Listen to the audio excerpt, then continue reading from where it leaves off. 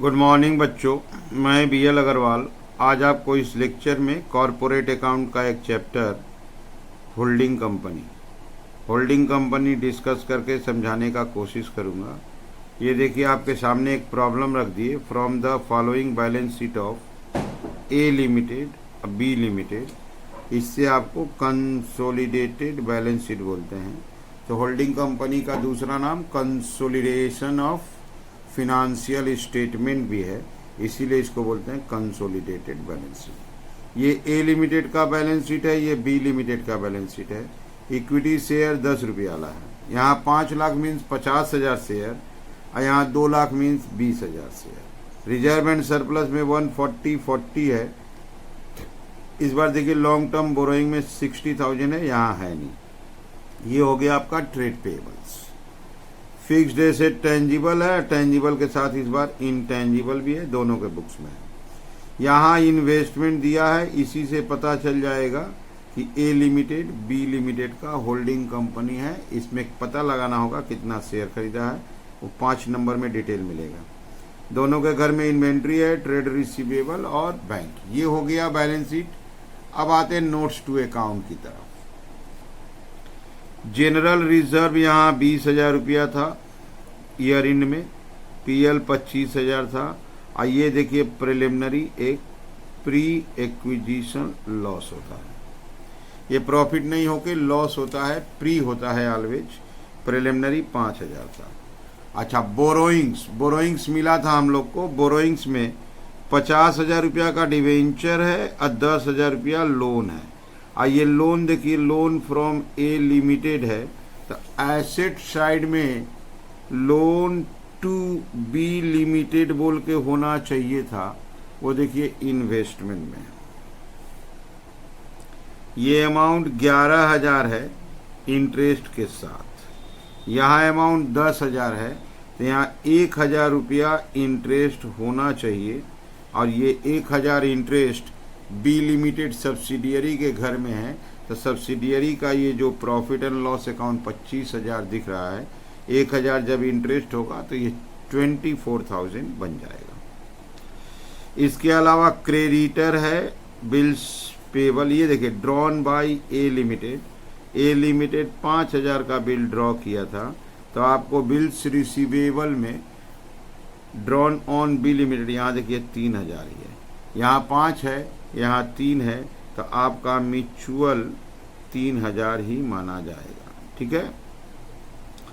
Building, machine, furniture, investment को देखिए, हम लोग कितना शेयर परचेज किए हैं। 15,000 शेयर खरीदे हैं।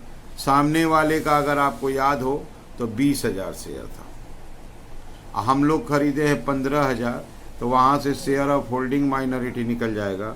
इसके अलावा देखिए 300 डिवेंचर खरीदे हैं। 300 डिवेंचर मतलब 30,000। सामने वाले का अगर डिवेंचर आपको याद हो तो 50,000 का डिवेंचर था, जिसमें से 30,000 का हम लोग परचेज किए। क्लियर है। इसके अलावा नीचे 1 अप्रैल के दिन हम लोग शेयर एक्वायर किए थे। साल के शुरू में एक्वायर किए थे। जिस समय शेयर एक्वायर किए थे, रिजर्व में 15,000 था। अब PL अकाउंट में 10,000 था। रिजर्व में 15,000 था, वो PL में 10 था, वो प्री हो जाएगा। यहाँ देखिए, रिजर्व 5,000 बढ़ गया, 15 से बढ़ के 20 हो गया, तो 5,000 पोस्ट हो जाएगा। PL देखिए 10 से बढ़ के 25 हो गया, तो आपका 15,000 पोस्ट हो जाएगा। ओके। और थोड़ा सा है, डिवेंचर इंटरेस्ट पेड हो चुका है, उसके बारे में नहीं सोचना है। यहाँ देखिए, स्टॉक में बी लिमिटेड का स्टॉक में 10,000 का स्टॉक ऐसा है जो ए लिमिटेड से आया था, लेकिन यहाँ लिखा हुआ कॉस्ट प्राइस पर आएगा। जब तक ये इनवॉइस प्राइस पर नहीं आएगा, अनरियलाइज प्रॉफिट का काम नहीं होगा। चूंकि स्टॉक का ट्रांसफर एट कॉस्ट प्राइस हो रहा है, तो unrealise profit will B Neil. ये हो गया, आपको लंबा एक सम है। ठीक है, ये सम आपको समझा दिए। अब चलिए इसको सोल्व करके देखते हैं। धीरे धीरे एक एक पॉइंट को देखिएगा। ओके। सबसे पहले 1 नंबर वर्किंग किया जाएगा, शेयर ऑफ होल्डिंग। हम लोग 15,000 शेयर एक्वायर किए थे आउट ऑफ 20,000 शेयर, तो शेयर ऑफ होल्डिंग आपका आया 75%। ठीक उसी तरह शेयर ऑफ माइनॉरिटी, अगर हम लोग 20 में से 15 शेयर परचेज किए हैं तो 5,000 शेयर कोई और परचेज किया है, उसको माइनॉरिटी बोलेंगे, वो आएगा 25%। ये हो गया 1 number working. 2 number analysis of profit. Analysis of profit में प्री और पोस्ट। जनरल रिजर्व, अगर आपको याद हो जनरल रिजर्व 1 अप्रैल साल के शुरू में 1 अप्रैल 14 में जनरल रिजर्व 15,000 था, वो पूरा प्री होगा करेंट ईयर। बैलेंस शीट के अंदर 20,000 है तो करेंट ईयर में 5,000 हुआ, तो 5,000 को हम लोग पोस्ट बोलेंगे। मिड ईयर का सम नहीं है, mid of during the year share नहीं खरीदा है, इसलिए करेंट ईयर पूरा का पूरा post. Profit and loss 1 April 14, profit and loss का बैलेंस 10,000 था, 10,000 पूरा प्री माना जाएगा करेंट ईयर। बैलेंस शीट में 25,000 था तो 15,000 पोस्ट मानेंगे। लेकिन याद रहे आपको एक इंटरेस्ट ऑन लोन दिखाए थे, इंटरेस्ट ऑन लोन का एंट्री करना बाकी है, एंट्री करेंगे तो प्रॉफिट 1,000 कम हो जाएगा, इसीलिए बोले थे बैलेंस शीट में 24 हो जाएगा, 10,000 प्री तो पोस्ट में 14 हो जाएगा। एक आइटम था preliminary expense. Preliminary expense loss होता है, ये ऑलवेज प्री में आएगा। प्रिलिमिनरी एक्सपेंस आपका 5,000 था। ये हो गया आपका analysis of profit. Analysis of profit में प्रिलिमिनरी एक्सपेंस इंक्रीज कर गया, एक नया आइटम आ गया। ये आपका हो गया 20,000, ये आपका हो गया 19,000। ठीक है, इसमें से माइनॉरिटी को हिस्सा दे देंगे, माइनॉरिटी इंटरेस्ट। माइनॉरिटी इंटरेस्ट 25% था, यहाँ 5,000 होगा, दैट इज टोटल हो गया 15,000। यहाँ आपको 4,750 होगा। ठीक है, इसका आपका हो गया 14,250। ठीक है, ओके। ये हो गया आपका एनालिसिस ऑफ प्रॉफिट। 1 अप्रैल वाला प्री कर दिए, अब करेंट ईयर वाला को पोस्ट कर दिए, प्रिलिमिनरी लॉस था। एक आइटम आया था interest on debit loan, minus कर दिए। अब इसके बाद वर्किंग नंबर 3 में आएंगे। वर्किंग नंबर 3 हम लोग का होगा cost of control. Cost of control में value of investment. Value of investment हम लोग होल्डिंग कंपनी वाला है, सामने का शेयर भी खरीदे हैं, डिवेंचर भी खरीदे। शेयर के साथ डिवेंचर भी हम लोग परचेज किए थे। शेयर का वैल्यू था 1,80,000, डिवेंचर आपका 30,000, ये हो गया आपका 2,10,000। ठीक उसी तरह अब जब लेस करेंगे तो paid up value of share. Paid up value of share कहने का मतलब 15,000 शेयर का कीमत 1,50,000। ठीक उसी टाइप से paid up value of debenture 300 debenture का 30,000। और यहाँ एक चीज़ आता था pre acquisition profit. Pre acquisition profit minority minus करने के बाद 15,000 था, ये हो गया आपका 195,000।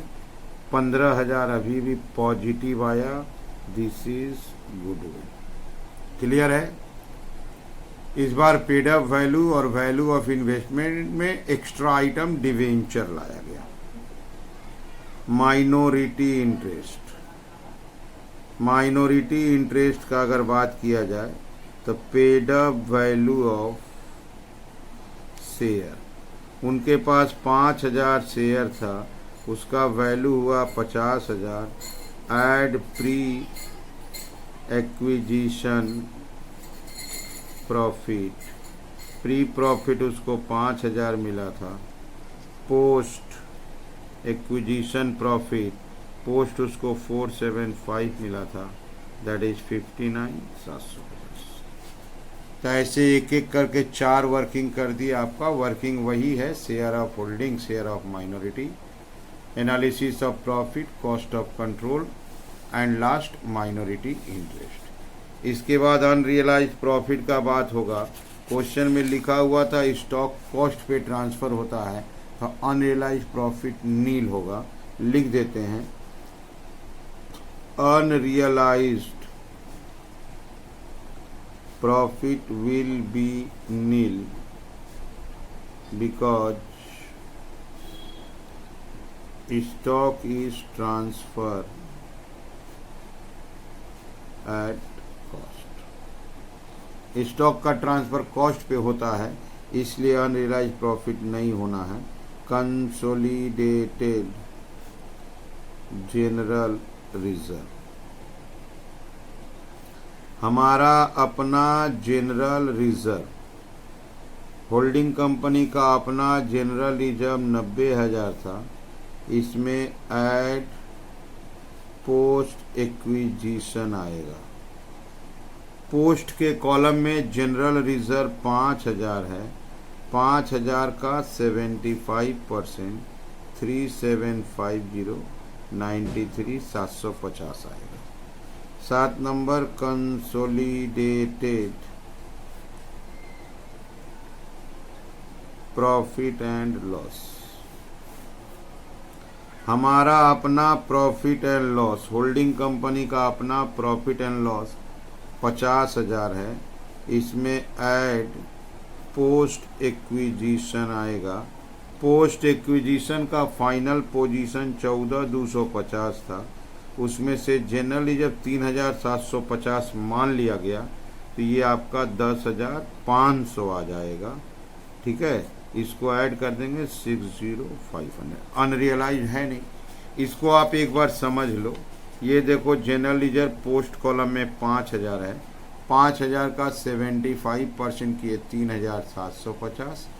पोस्ट कॉलम का फाइनल आंसर देखिए आप 14,250 है, 3,750 जनरल रिजर्व माना गया, तो माइनस कर देंगे तो 10,500 सरप्लस हो गया। ऐसे करके आप देखिए हम वर्किंग कर दिए।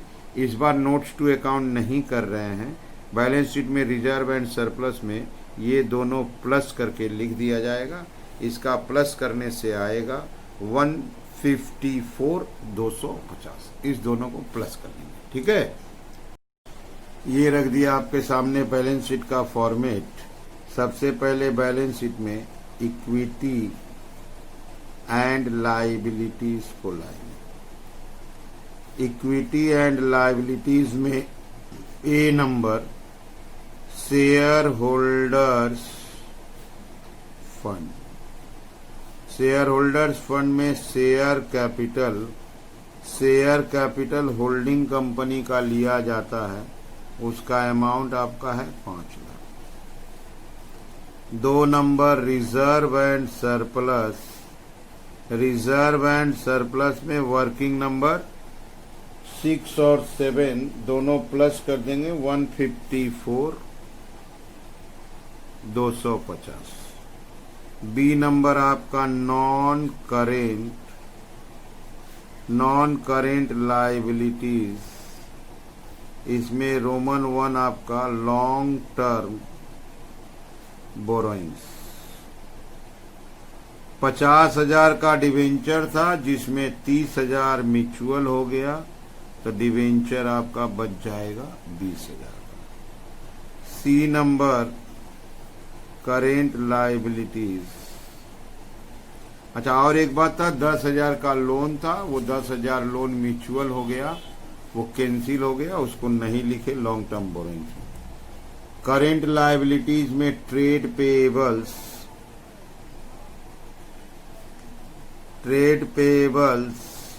दोनों ट्रेड पेएबल्स को पहले ऐड करेंगे 90,000 प्लस 48,000। अच्छा, इनका आपस में बिल का म्यूचुअल आया था 3,000 माइनस 3,000, इसको प्लस कर देंगे 135,000। अच्छा, इस घर में माइनॉरिटी इंटरेस्ट आता है। माइनॉरिटी इंटरेस्ट का अगर बात करें तो माइनॉरिटी इंटरेस्ट आया था 59,750। इसको यहीं प्लस कर देंगे, दिस विल बी टोटल। ये हो जाएगा आपका 0 0 10 5 15, अच्छा 19 9।